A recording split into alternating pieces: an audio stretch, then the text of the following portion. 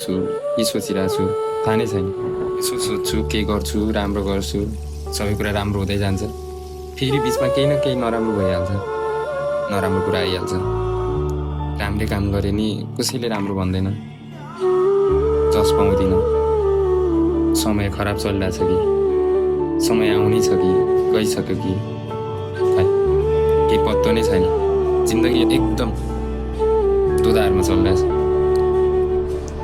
यो जिन्दगीको खेल बुझ्नै सकिरहेको छैन, के भइरहेछ, कतातिर गइरहेछ, कसलाई भन्नु, कसलाई आफ्नो ठान्नु।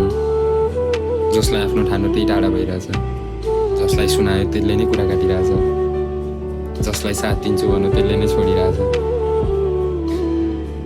के पो भइरहेछ यार, तर ठिकै छ, हिम्मत चाहिँ हारेको छैन।